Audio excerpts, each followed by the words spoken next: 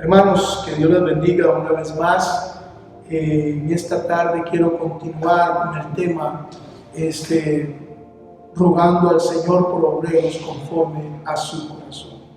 En la primera exposición vimos que el reino de los cielos está sediento, está deseoso de obreros, y de hecho el Señor nos envía a rogar para que Dios envíe obreros. ¿Por qué? Porque la multitud es mucha. Y decía yo que hay mucha y se está viendo un plano espiritual donde va a venir un avivamiento y muchas almas vendrán al reino de los cielos. Almas que están angustiadas, que están ahí sabiendo que algo está ocurriendo. Y de hecho, ellos perciben que algo está ocurriendo y sus corazones están ahorita necesitados. Hay muchas gentes que se han apartado que volverán al Señor. Hay mucha gente que no ha conocido al Señor, que vendrán al Señor, pero necesitamos obreros. Nada más que mencionaba yo la importancia de que no fuéramos como aquellos obreros que sencillamente quieren trabajar para buscar los beneficios personales, sino que debemos incomodarnos. Pero también estaban aquellos que hace tiempo se están diciendo que voy a servir al Señor hasta que mi situación cambie. O bien los que eran como la mujer, la suegra de Pedro, que estaban enfermas y que el Señor quería sanar para que le levantara y le sirviera. Terminamos orando para que Dios sanara las vidas. Y yo espero que el Señor glorifique su nombre sobre tu vida y te sane en todo aspecto espiritual, física, emocionalmente, familiarmente, para que usted pueda servir a Dios en libertad. Hoy quiero referirme a las implicaciones que hay cuando nosotros venimos a servirle al Señor. Ahí en el capítulo 8, verso 23 al 27, se nos narra Mateo, una historia bastante interesante en secuencia. Y la historia tiene que ver con lo que viene hablando. Vea lo que dice el verso 23 al 27. Y entrando en la barca, sus discípulos le siguieron. Y he aquí que se levantó en el mar una tempestad tan grande que las olas cubrían la barca, pero el Señor dormía. Y vinieron sus discípulos y le despertaron diciendo: Señor, sálvanos que perecemos. Y él les dijo: ¿por qué teméis, hombres de poca fe? Entonces levantándose reprendió a los vientos y al mar, y se hizo grande bonanza. Y los hombres se maravillaron diciendo: ¿qué hombre es este que aún los vientos y el mar le obedecen? Cuando Mateo nos narra esta historia, nos está llevando a un plano en donde entendamos que seguir al Señor, que ser discípulo del Señor, que servir al Señor, sí va a traer implicaciones en las cuales muchas veces las cosas no se van a poner tan fáciles como quisiéramos. Van a haber momentos en donde va a venir tormenta, van a venir momentos difíciles, es cierto, yo no le voy a negar. Yo tengo 34 años de servir al Señor y sé lo que le estoy diciendo. Han habido momentos buenos, momentos difíciles, han habido momentos donde uno siente que se hunde, pero déjeme decirle, en todas las situaciones Dios siempre me ha sacado adelante y lo sacará a usted. Yo no sé si usted en algún momento sirvió al Señor y porque se levantó una tormenta dejó de servirle. No sé si usted en algún momento dice: es que yo antes era pastor o antes yo predicaba y ya no. Y entonces vives en un ayer porque algo pasó, una situación pasó, alguna circunstancia pasó. Hermanos, todos los que nos subimos a la barca para seguir al Señor, vamos a ser expuestos a tormentas. Pero aquí la diferencia está en que Él está en la barca. Y que no importa las tormentas que se levanten, lo más importante es que el Señor está con nosotros porque Él nos llamó. A mí me duele saber y darme cuenta de personas que estuvieron en el altar sirviendo en la alabanza y hoy están en el mundo. Y otros están sirviendo al mundo. Otros fueron pastores y ya no están más en el pastorado. Gente que habla desde un ayer y lloran y dicen: yo antes servía. Lo más importante es que usted sepa que independientemente de lo que usted haya cometido, el Señor todavía quiere levantarlo y quiere usarle en esta época. Ya no se aferre a su pasado, ya no se aferre a su culpabilidad. Y si fue que usted en algún momento creyó que servir al Señor era todo color de rosa, pues lo engañaron.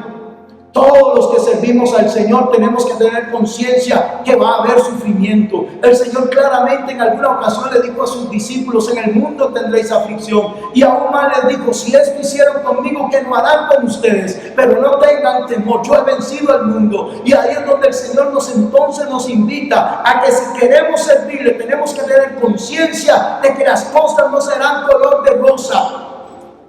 Que seguir al Señor se requiere coraje, se requiere valentía. Hay cantidad de personas que se metieron al servicio sin este entendimiento, y cuando comenzaron a criticarlos ya están tirados en una banca o están tirados en el camino o dejaron ya al Señor, porque creyeron que servir al Señor era para que todo el mundo me viera, cantidad de ministros de alabanza solo para figurar, y hoy quedaron tendidos porque no soportaron la presión de seguir al Señor. Pero no se preocupe, el Señor no ha terminado con usted. Si Él empezó en usted una buena obra, Él quiere perfeccionarla. Levántese en el nombre del Señor, en el nombre del Señor, y sepa que seguir al Señor tiene implicaciones difíciles. Que sí, así como los discípulos se levantaron y se fueron con Él en la barca y la tempestad vino, sí van a venir tempestades. Yo no le voy a negar eso, ni tampoco le voy a engañar diciendo que todo le va a salir bien. No, pero sí le puedo afirmar con toda seguridad: el Señor calmará cualquier tempestad. El Señor aquietará cualquier ola. El Señor aquietará cualquier circunstancia si Él va con usted y usted confía en Él. Tal vez dentro de este relato lo más importante es que cuando ellos están desesperados y le dicen al Señor: perecemos, el Señor se levanta y les dice: hombres de poca fe, ¿por qué tienes miedo? Mira, hermano, servir al Señor es por fe. Sí, todos nosotros pudiéramos tal vez haber desarrollado una carrera en algún campo de la sociedad, y eso está bien, qué bueno. Hay muchos que pueden servir al Señor con su carrera, con su estudio, y qué bueno. Pero hay otros que Dios ha llamado para que le sirvan a Él. Y sabe, esto es una cuestión de fe. Servir al Señor siempre es una cuestión de fe. Y eso implica que usted debe creer que su vida de alguna manera tiene que ser conducida de manera que dé gloria y honra al Señor. A mí me sorprende que cuando el Señor se despierta, les reprocha su poca fe. No porque ellos no fueran hijos de Dios, ni porque no fueran discípulos, sino porque ellos todavía no habían interiorizado claramente las consecuencias que significa servir al Señor. ¿Sabe? Hay muchas personas que no tienen claro las consecuencias de servir al Señor. No tienen claro lo que implica servir al Señor. No quiero que quede en el corazón un temor en su corazón, sino más bien una confianza. Porque aquí lo más importante del texto es que Jesús se levanta a calmar la tempestad. Jesús se levanta a calmar los vientos. Jesús le está mostrando a los discípulos una ventana futura de lo que va a pasar en sus vidas cuando ellos sean sus siervos. Que Él siempre estará con ellos y siempre les dará la salida. Él mismo se lo prometió cuando dijo: en el mundo tendréis aflicción, pero no temas, yo estaré con vosotros. Hermano, levántese a servir al Señor. Ciertamente las implicaciones muchas veces no son fáciles, pero tampoco son imposibles. Dios te dará la salida en medio de todo. Ahora, sí es importante tener claro que Mateo, en el mismo contexto, nos está hablando en el verso 12 y 13 de que es necesario entender que los obreros que Él quiere llamar son obreros, hermanos, llenos de misericordia. Si algo se necesita en este reino, son obreros con compasión, obreros que realmente sientan la compasión de Dios por las almas. Aquí el texto del capítulo 9 de Mateo dice que al oír Jesús a los fariseos, porque resulta que venía Jesús con los discípulos y algunos comenzaron ahí. Voy a leer del verso 9 en adelante. Pasando Jesús de allí, vio a unos hombres llamados Mateo, que estaba sentado en el banco de los tributos públicos, y le dijo: sígueme. Y se levantó y le siguió. Y aconteció que estando él sentado a la mesa en la casa, aquí que muchos publicanos y pecadores que habían venido se sentaron juntamente a la mesa con Jesús y sus discípulos. Cuando vieron esto, los fariseos dijeron a los discípulos: ¿por qué come vuestro maestro con los publicanos y pecadores? Y al oír esto, Jesús les dijo: los sanos no tienen necesidad de médicos, sino los enfermos. Id pues y aprended lo que significa misericordia quiero y no sacrificios, porque no he venido a llamar a justos, sino a pecadores al arrepentimiento.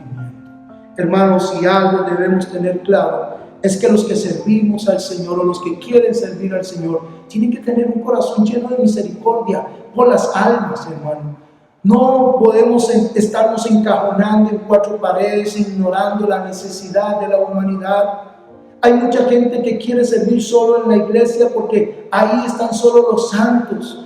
Qué bueno, hermanos, si Dios nos llamó solo a servir en una congregación, pero hay almas que están necesitando que usted les lleve el mensaje.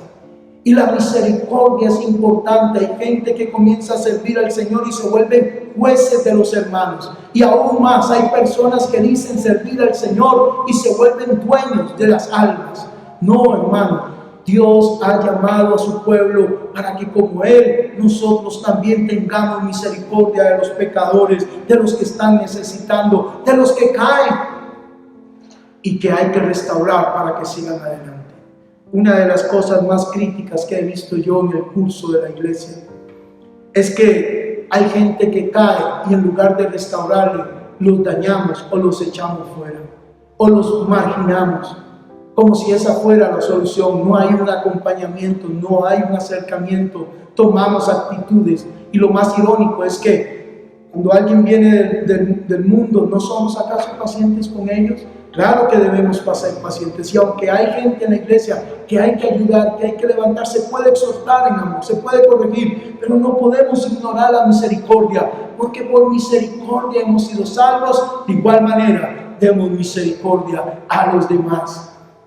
Sabe que mucha gente critica a Mateo, y Mateo escribe de manera muy personal este relato, porque él seguramente se sintió rechazado, se sintió ofendido, se sintió maltratado.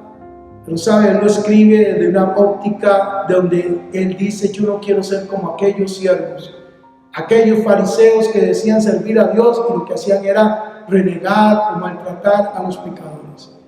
Permítame contarle una pequeña experiencia personal que tuve. Cuando yo empecé en el Señor, me fui a una iglesia aquí en San José. Y sí, mi apariencia no era la mejor, lo reconozco. Pero lo que más me acuerdo es que entré a esa iglesia y los que estaban en esa banca me dejaron solo. Puede ser que tengan razón o no, pero ninguno se arrimó a decirme: ¿cómo estás? ¿En qué te puedo servir? Venga para orar por usted. No, me dejaron solo en la banca. Cuando vuelvo a ver atrás, digo yo: qué falta de misericordia. Pero también pasó algo interesante en mi historia cuando empecé.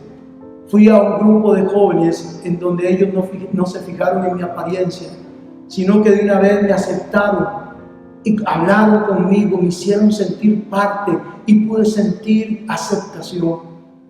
Hermano, la misericordia es fundamental para el servicio del Señor. Ir y aprender qué significa misericordia quiero, porque el Señor no nos ha llamado a ser jueces, no nos ha llamado a ser señores de nadie, sino a ser siervos, ayudando a los de afuera como a los de adentro también cada día. Los siervos deben ser compasivos. El capítulo 9, verso 36 dice: al ver las multitudes, dice, tuvo compasión de ellos, porque eran como ovejas que no tenían pastor. ¿Sabe que la palabra compasión tiene que ver con sentir juntamente con? Hay personas que están necesitando ser comprendidas. No necesitan sencillamente que les estén recriminando sus culpas. Dios quiere levantar obreros con esa compasión, que lloren con el que llora, que sienta la necesidad del que está sufriendo y afligido. Sabe que todos nosotros hemos pasado momentos difíciles y todos en algún momento necesitamos una mano amiga que nos dijera: levántese, yo estoy con usted, Dios te va a ayudar, vamos adelante. Esos son los obreros que Dios quiere levantar en esta época. obreros con compasión. Para terminar este punto, en el capítulo 9, punto 14, en el verso 14 dice: entonces vinieron a él los discípulos de Juan, diciendo: ¿por qué nosotros los fariseos ayunamos muchas veces y tus discípulos no ayunan? Jesús les dijo: ¿acaso pueden los que están de bodas tener luto en tanto que el esposo está con ellos? Pero vendrán días cuando el esposo les será quitado y entonces ayunarán. Nadie pone remiendo de paño nuevo en vestido viejo, porque el remiendo tira del vestido y se hace peor la rotura. Ni echan vino nuevo en odres viejos, de otra manera los odres se rompen y el vino se derrama y los odres se pierden, pero echan el vino nuevo en odres nuevos y lo uno y lo otro se conservan juntos. Leo esto, hermanos, para terminar este punto. Sabe que hay muchas gentes que quieren servir al Señor, pero son obreros que se acomodan a un marco más religioso, más de hacer lo que la tradición demanda, más de amoldarse a conceptos más religiosos. Y yo no estoy diciendo que ayunar sea malo ni orar sea malo, eso es importante, y si usted lo hace, hágalo. Pero no haga lo que estaban haciendo los discípulos de Juan, criticando a los que no hacían lo que ellos hacían. La nueva dispensación nos ha llamado de que el Evangelio es lo nuevo y lo viejo es la ley, es lo que quedó atrás, es lo que ya no está en formación. Y aunque la ley todavía está vigente por la ley del Espíritu de vida, nosotros debemos tener claro que en la nueva dispensación los obreros tienen que servir a través del Evangelio. El Evangelio es lo nuevo, las enseñanzas del Evangelio, no un sistema de reglas, de normas, de no haga, no venga, no vaya, no mire, no toque, no nada, sino un Evangelio de vida donde presente a Cristo y Cristo sea renovando y transformando las vidas. Es ese vino nuevo que se derrama, es ese pan nuevo que se da, en donde de alguna manera lo viejo pasa y viene la nueva vida dada por el Espíritu y por la palabra de Dios. ¿Sabe que hay muchas personas que sirven más en la vieja dispensación que en la nueva? ¿Sabe que Pablo en Corintios capítulo 4 de su segunda carta, capítulo 3, dice que la gloria pasada no es comparable con la gloria venidera? Y que los que sirven en la gloria pasada eran personas que lo que hacían era condenar, dañar y llevar a la muerte. Por eso Pablo habla de una gloria mayor, y que es la gloria del nuevo pacto en Cristo Jesús. Usted y yo estamos llamados a servir en la gloria del nuevo pacto, que lleva transformación, que lleva vida y que lleva salvación a las almas que Dios va a traer. Hermano querido, responda al llamado de Dios. Responda como Dios espera, con gracia, con misericordia, con compasión y sobre todo entendiendo que Dios está buscando obreros del nuevo pacto, obreros llenos de misericordia y de gracia del Señor. Padre, yo te pido, Señor, que tú traigas y levantes obreros. Ruego, Señor, como tú nos mandas a rogar, ruego, Dios, para que levantes obreros, Señor. Obreros con misericordia, obreros con compasión, obreros del nuevo pacto, obreros, Dios mío, que no se fundamenten en la letra, sino en el Espíritu mismo, Señor.